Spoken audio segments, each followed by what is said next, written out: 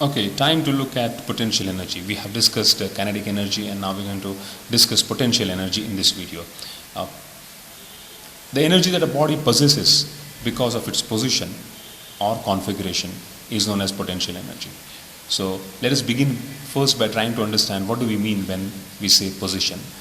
Position means displacement from a reference. Let us say the ground is our reference or the benchmark or the reference from where we will be looking at the displacement. So this particular object is at height h from the reference level, so it has this particular position with reference to the ground, and therefore it possesses energy. Why do we say it possesses energy? Because it has the potential to do work. If it falls from this particular height, right, it can do work. To take a very not a very good example, but maybe it helps you to understand. If there is a glass plate lying over here, this object, this stone may fall from this particular height, fall onto this glass plate and break it. So when this object is lying over here, it has the potential to do work.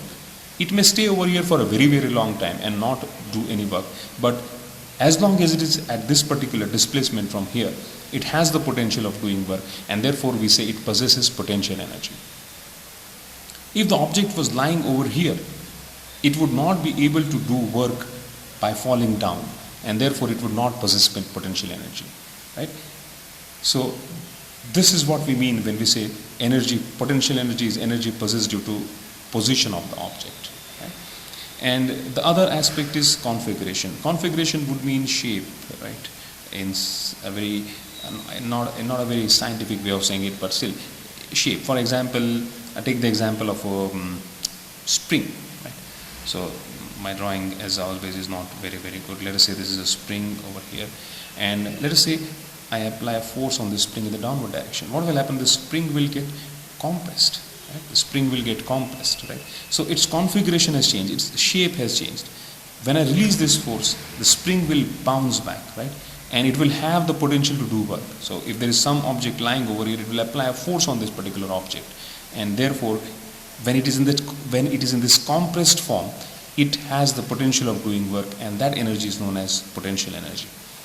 The same is applicable also when we pull this string, right? When we pull this string over here, its configuration of shape changes, so it will become something like this, right?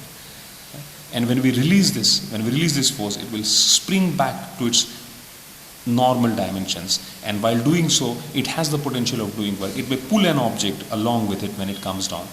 Therefore, since it has the potential of doing work, that is also classified as potential energy, right? So we have two categories of potential energy: position and configuration. In grade 10, we will be looking only at potential energy due to position, not configuration.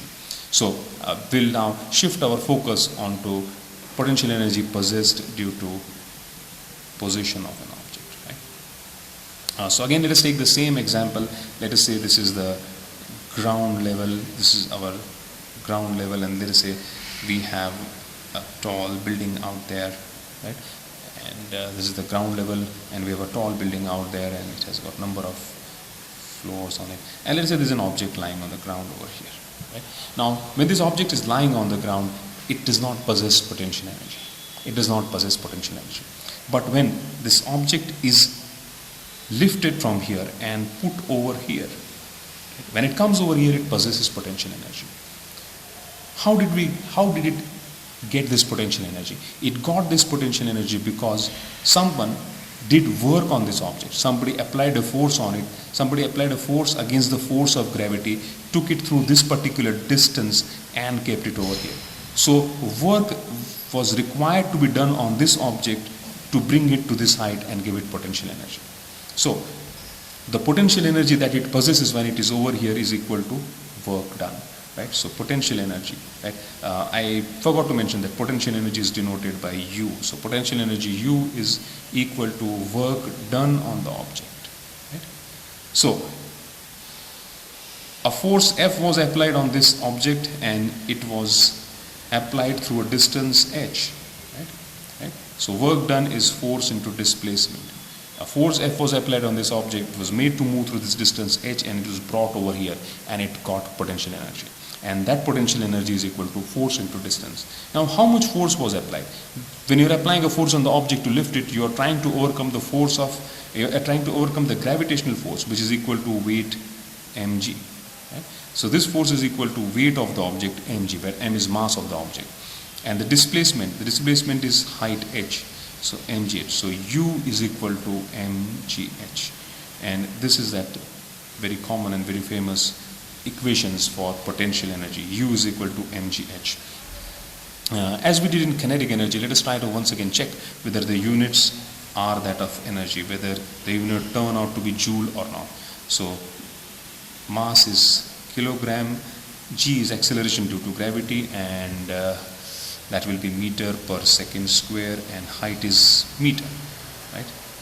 And this particular term, kg meter per second square, we know as Newton. So this is Newton meter, and that is joule. Yes, so we have confirmed that mgh will give us unit of joule. Of course, you have to take care that when we are calculating potential energy, mass is always to be taken in kilogram, acceleration always has to be meter per second square, and height always in meter. Right? If any of these terms is not in these particular units, you will not get the unit joule. So just take care of that when you're calculating potential energy. U is equal to mgh. Right. With this, I leave you. Right, just want to mention a final point over here. Right.